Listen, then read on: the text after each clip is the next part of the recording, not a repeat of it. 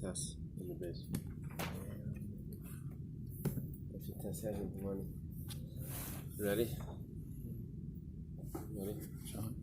We're starting from Rabbi Eily, which is on your Testament base. Where on the page? It's like 12 lines must down, be very good. 12 lines down about. Yeah.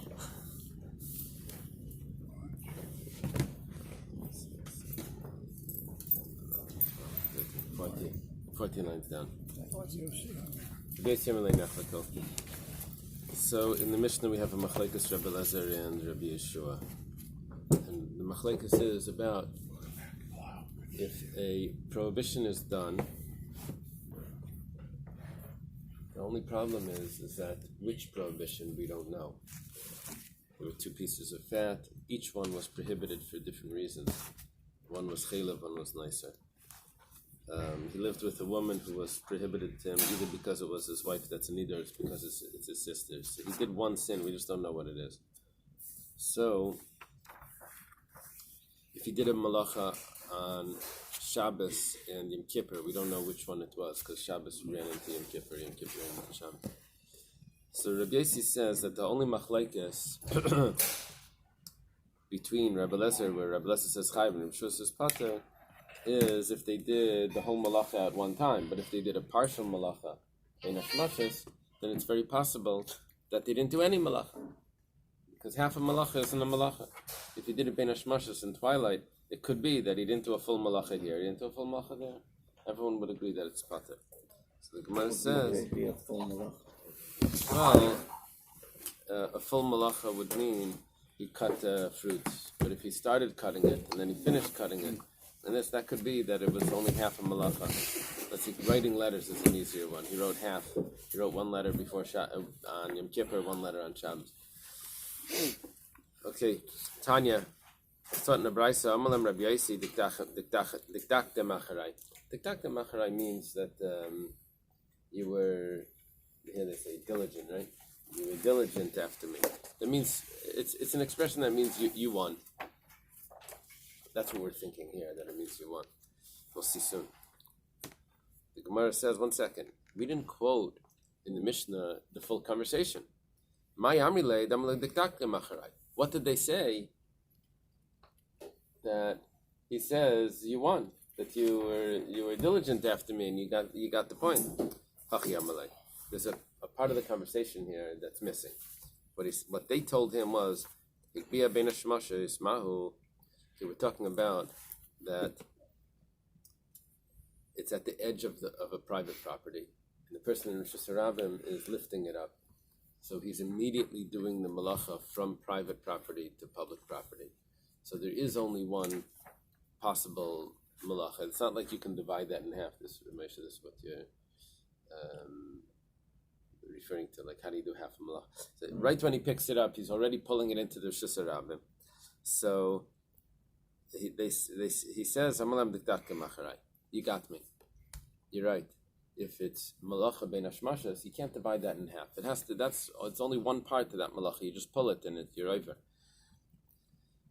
The Gemara asks for neimalu mikzas hagbah haisamiyah mikzas al-machar. Even that you can divide it up. Maybe part of the hagbah, the lifting of it, was the first part of the day, and the rest of it was lifting up.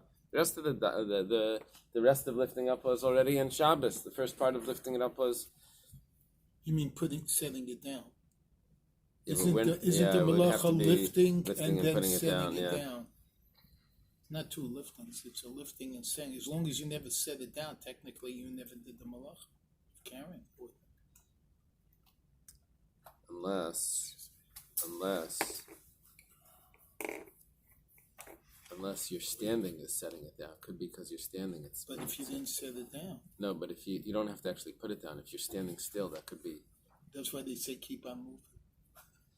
So hachinami kamar. The Gemara says, yeah, you're right. Hachinami kamar lo.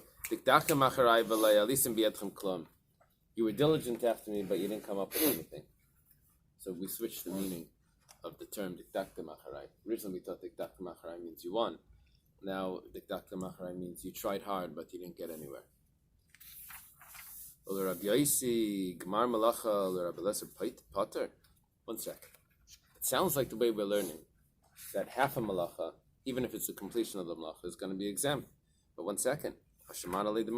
We learned Rabbi Eliezer say that the one that completes the malacha is chayiv, even if he only did the last part. Do these Amiram not know? Right? I'm saying, how are they able to argue over what? Oh, diktakta macharai? Yeah. So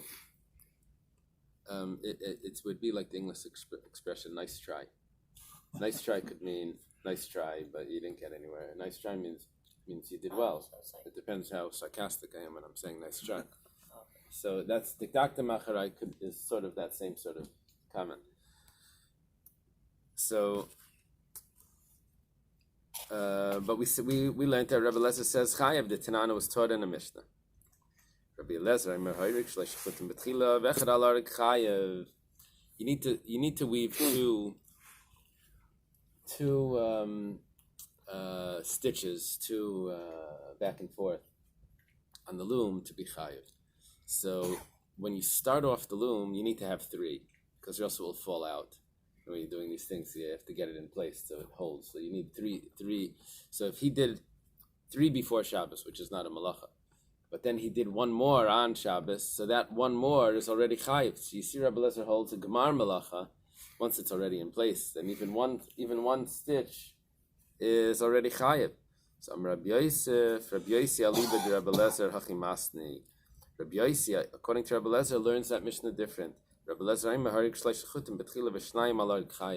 if you did 3 before Shabbos, you still need to do 2 on Shabbos, which 2 is a full malacha, not just 1. As our question was, it sounds like that we were thinking that Rabbi Eliezer holds completing a malacha is the whole thing, even if you only did half. But as long as that's the completion, then you finish the malacha.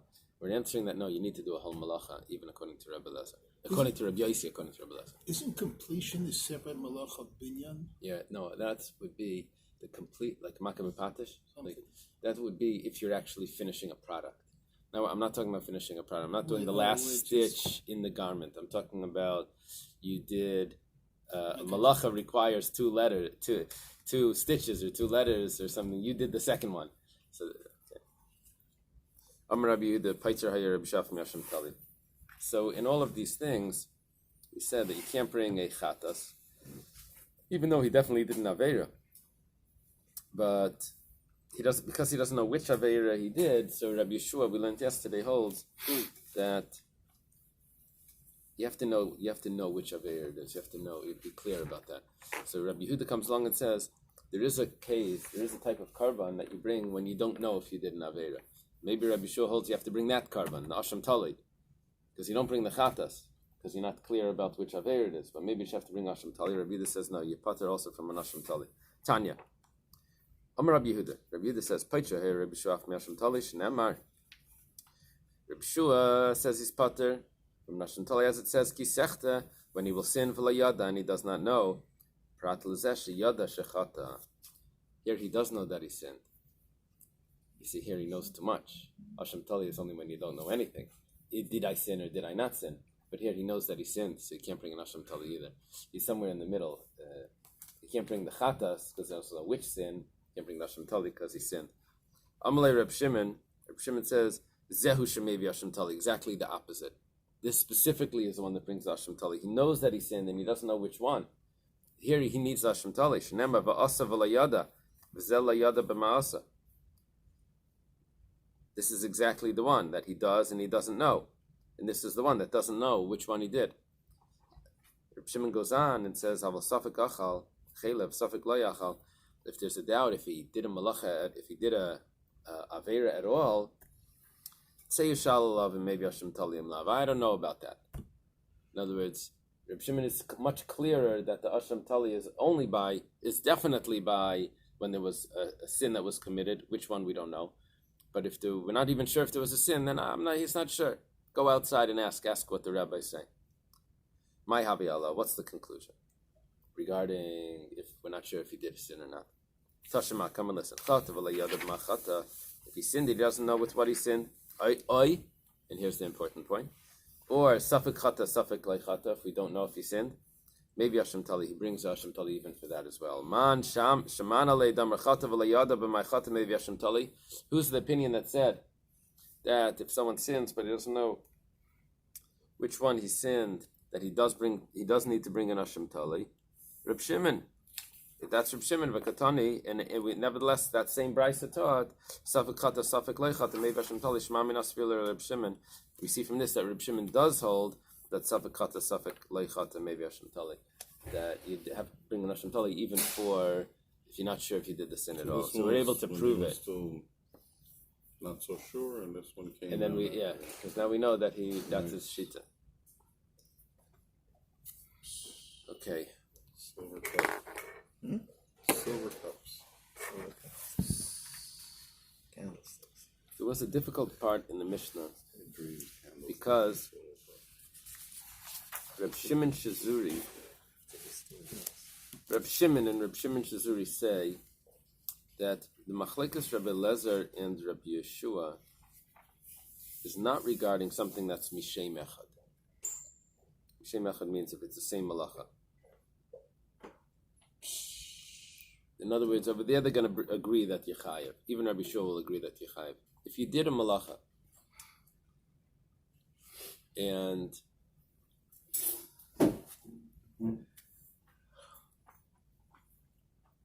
he doesn't know which one it was. He did a malacha, he doesn't know which one it was, but it was definitely one of the same malachas, cutting fruits of this tree or from that tree. It's the same malacha. Doesn't know if it was this tree or that tree, but that's the same malacha. Even Rabbi Shua would say chayav. Where is the machlekes? They say that the machlekes is davar shemi beis shemus. That means it needs to be two separate malachas. Or they add in, or maybe Rashi adds in, if it's figs, if it's te'inim, or figs, or grapes, also that could be beis shemus. It's two different types of fruits. Rabbi Yehuda says, even if someone intends to collect figs, but he collects grapes, or the opposite, that's a machlekes as well. Now, that seems to be exactly the same thing as Reb Shimon Shazuri, because Reb Shimon Shazuri would call that beis shemus, and Rabbi Yehuda called it that's the machlekes. And the Gemara is going to ask, what is the difference between Reb Shimon Shazuri and Rabbi Yehuda? And Rabbi Yehuda is just spelling it out, what Reb Shimon Shazuri said in general terms. So let's see. Then it concludes that Reb Shimon says, if you're chayav for that,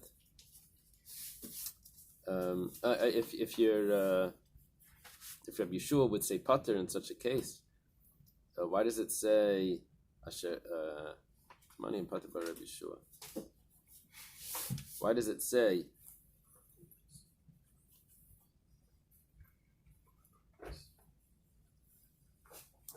then the Gemara learns the word that teaches Mesasik is pater. Okay. Reb Shimon Shazur, Reb Shimon Amalei Nechla Im Kinmat Amalei Mashachataba. Why does it say Chataba that he sinned with it? That means that he needs to be definite about the sin. Pratla Mesasik, this is coming to exclude someone that's Mesasik. Mesasik means that you're attempting to do something, but actually what happens is something else. You're intending to cut this, but you ended up cutting that when you were chopping or whatever it was. It's Mesasik. And you didn't intend at all to do the malacha that you did. And that's pater. Amar Rab Nachman, Amar Shmuel. Rab Nachman says in the name of Shmuel, Mesasik b'chalav v'arayas chayav. Even though normally Mesasik, you didn't intend to do that sin. You can't hold that against you. But nevertheless, if it's a type of sin that gives you pleasure, then you're going to be chayav even without the intention. So if someone eats chaylev, but if someone was grabbing food to eat, and it's like his hand ends up getting the wrong food, even though he thinks he's taking this, he knows what it is.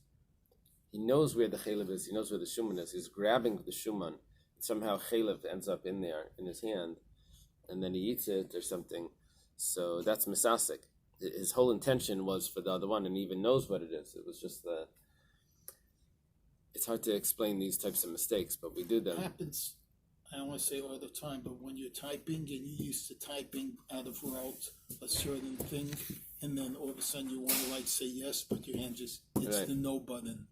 I mean, it's just because, to me, I find I have to double check everything I do. It happens in the store sometimes when there's items that you're looking for, that you know where they are, and you're used to that thing in the thing, you just grab one, and you end up grabbing the one that's, for maybe there was something in there that wasn't, but you end up grabbing by rote that thing, and he ends up with the wrong one.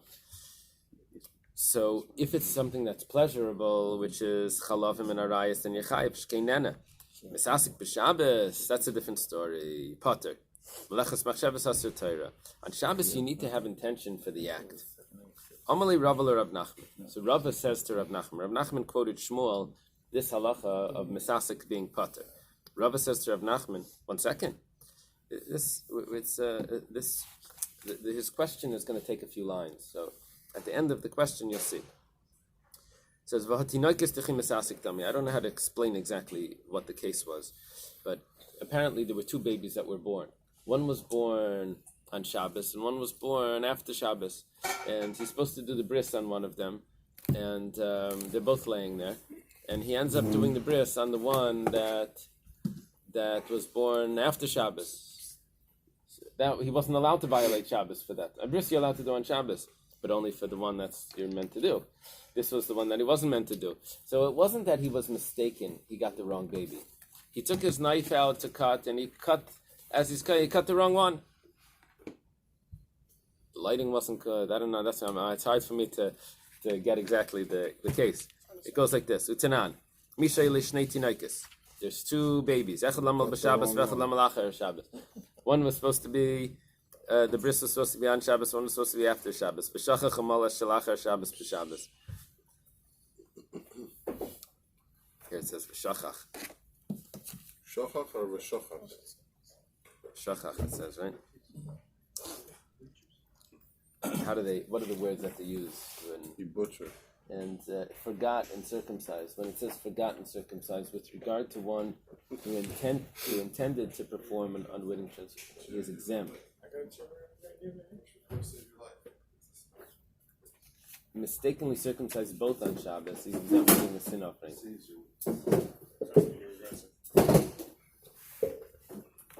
No, that's not what I needed.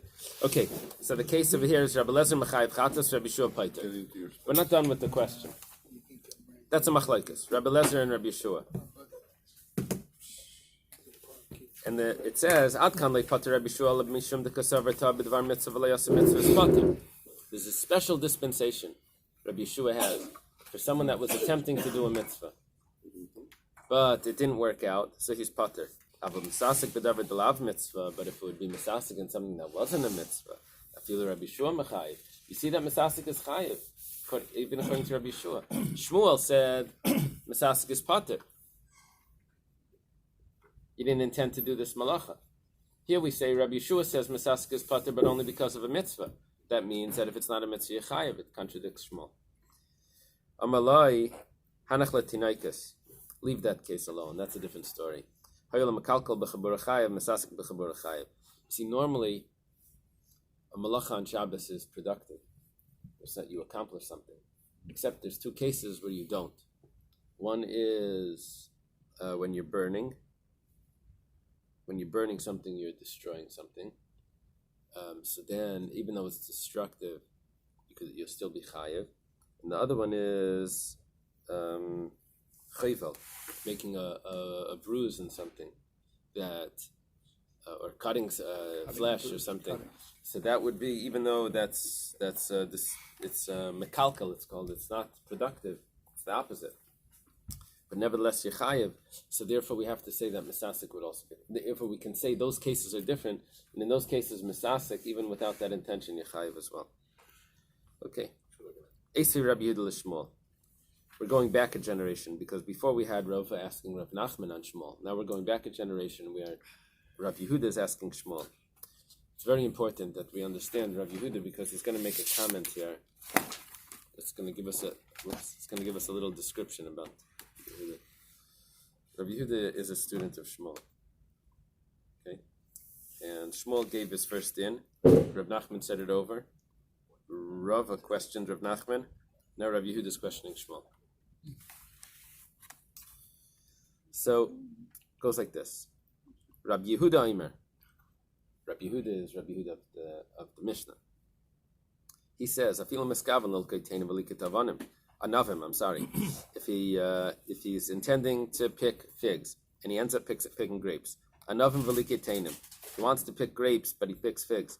Shcheiros veliket levanos. He wants to pick black ones and he ends up picking white ones. Levanos veliket shcheiros. He wants to pick white ones. His hand stretches out. He picked the wrong one. As he's stretching his hand out to get it, somehow he blinked and he ends up with the wrong thing in his hand. So Rabbi Lezer mechayev chatas. Rabbi Lezer says he's chayev, and Rabbi Shua paiter. Now the problem is v'hachem misaseku. Here it's misasek. It's not what he intended. Now the truth is, it's very close to what he intended because he was intending to sin, and he did sin. So it's awfully close, and it was even the same avera. So it's very close. The Gemara says Rabbi Shua nami like a pater elamin mina lamina. Rabbi Shua only says pater because there's two different types. You know, when it comes to white grapes or black grapes, that could be a different type. It's considered a different type. For Shechianu, it's a different type. So aval b'chad mina fil Rabbi Shua mechayev. But if it would be the same type, even Rabbi Shua would say chayev, even though you wanted this one and not that one. As you walk out on the tree, you see a fruit like a mango or something. You said, I'm going to come back after. I'm going to take that one. So you come out and you pick what you get lost under the tree. You don't know which one it was. You picked a different one. So there's really the intention is what's the driver exactly here, not necessarily the actual action. Exactly. The only thing is, Seems to well, be it's very close. Like, how are we supposed to know intention. A lot of his intention. Somebody watching and saying exactly where. Whether you knew, whether you intended, whether you wanted. If he knew. Look later, he says, I took the wrong one. Come back rather than. So, if b'chad mina, he would be chayev, even though it's misasek. So we're saying that misasek is, what are you telling me misasek is pater? Yeah, we see misasek is chayev. Amar lei. So Shmuel tells Rabbi Yehuda, he tells him his famous comment, Shinana. Shinana has two possible meanings. Shinana is what he called Rabbi Yehuda. It means sharp one. Or, what does it mean? Buck teeth. Rabbi Yehuda had big teeth. So he called him this nickname, Shinana. He says, Shavaik masnisa v'sabasrai. Leave your brises and follow me. I'm going to tell you the pshat. Really, misasik is pater. Don't tell me stories. Hachamayaskinan. What's the case? Avad malakit malibay. That is a special case. A senior moment. Yeah. So what happened is like this. That's a good description. He knew what he wanted. When he gets out there, he forgets what he wants. And he's ready to take the wrong one. He ends up with his hand with the one that he originally wanted, not the one that he wanted while he was there. He has a bit of forgetfulness. So he wanted, let's say, a white one. He goes outside, and he doesn't remember why he's there. He's going to take the black one. Stretches his hand out for the black one, he ends up with the white one. So then we would say, if it's two types, then you're going to be pater. But if it's the same type, then you'll be chayev.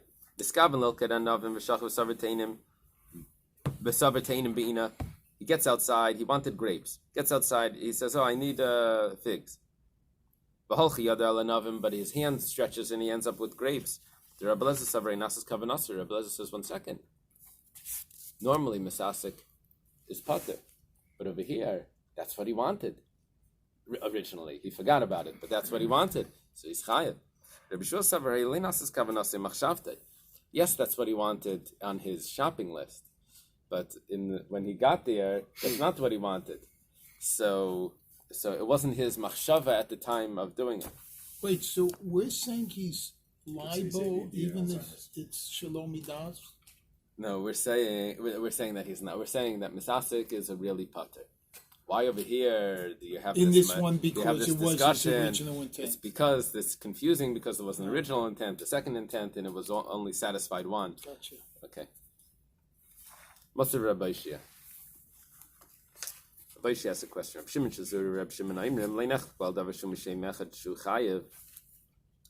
If it's the same malacha, there's no machlekes that they're chayev. Only if it has two different names, two different malachas. That's when there's a machlekes where Rabbi Lezer says you intended for this one and you did that one, then you're going to be pater, then you're going to be chayiv, and Rabbi Shua says you're going to be pater. Otherwise, if it's the same malacha and you intended to do this grape and you ended up with that grape, then Rabbi Shimon Shazuri says that they're both going to agree that you're chayiv. Grape. I mean, if you're picking it, regardless the malach is there. That's why he says that they would agree that you're chayiv, even Rabbi Yeshua. But if it was a different type, then that would be different. Where's the machlekes? Shnei shemes. Rabbi Lezer mechayiv chatas, Rabbi Yeshua paiter. But Rabbi Yehuda Maika Amar, what does Rabbi Yehuda say? He says, "The pligi ben eskav and lilkad anavim v'lakatenim, shchayus v'likad levanis anavim uteinim. If I have grapes and figs, that's shchayus levanis. Anavim uteinim shchayus levanis. Grapes and figs, black and white. My neo shnei shemes. That's exactly the case of the two types that Reb Shimon Shazuri is talking about. So, Hainu Reb Shimon Shazuri. That's exactly the same thing. Rabbi Yehuda Mayasalash Minutz. What's Rabbi Yehuda telling me? He's just repeating an example of what Reb Shimon and Reb Shimon Shazuri were discussing. Elalav, it must be that Misasik Ikabinayo. That they're really arguing about the case of Misasik. And that he understood that Reb Shimon Shazuri's case was the case that Shmuel was explaining to Rabbi Yehuda, that it was Avad Malakit Malibai. What was the expression? Avad Malakit Malibai. That he had an original intention, then he had a second intention, and then he ends up with the original intention. That was the case with Reb Shimon Shazuri, and Rabbi Yehuda is going to say differently. Three intentions. Triple personality. Mamish had nothing to do with Bava. The Rabbi Yehuda Sava, Rabbi Yehuda holds Misasik is chayiv, and Rabbi Shimon Shazuri, Sav Misasik is pater. I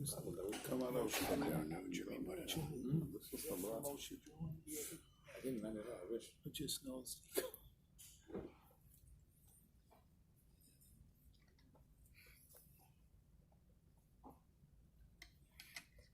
Let me see your My time to be in yourself. I have to be with 6 people in yourself. Yeah. It's good. So he says, rather, it's not correct to say that the difference between them. Oh, is it not correct that the difference between them is Misasik? Rabbi Yehuda holds Misasik is chayiv, and Rabbi Shimon Shazuri holds Misasik is pater. And what's our problem? Then, what is then Shmuel's statement that everyone agrees that Misasik is pater is not correct because Rabbi Yehuda holds Misasik is chayiv. That's the problem here. The Gemara answers like Misasik divrei kol pater. Really, everyone does agree that Misasik is pater, like Shmuel. And here's the machlekes. That is, we had that complicated case where he has two intentions. Over there, everyone would say chayiv. And the whole machlekes is only if it's different things. Rabbi Yehuda Savar,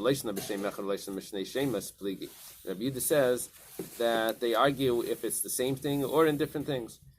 And both of those cases would be if it's avad malakit malibai. If he had this double sort of intention. Okay, so in the end we were asking questions on Shmuel if Misasik is pater, and we conclude that yes, Misasik is pater. Rava Amar likadim ekabinayo. Rava says that we're talking here. The gist of what we're discussing here is someone is doing an aveira, but his intention is to do the aveira, but he's not actually successful 100% in getting it done the way that he wanted. So, is he still chayiv? So here we have another case. he's intending to do 2 Averas. Rav is about to introduce this. The only thing is, he intended to do it in a certain order, but he wasn't so successful, and he ends up doing it in the opposite order.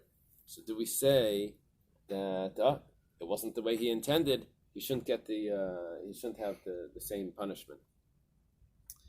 Vahatanya, and it was taught in a Bais. This Vahatanya means a proof. Vahatanya, it's a proof. Hayilafanav shteiner stelkas. He has 2 candles that are burning. Aruchais. Do I read that? No, that's not there. V'neskaven l'chabis zeh. He intends to extinguish one of them. V'kibazu, but he extinguishes the other one. Tries to blow them out. He blows out the wrong one. Lahadlikazu v'hidlikazu. Let's say only one of them is lit. And he intends to let's do this carefully. To light this one.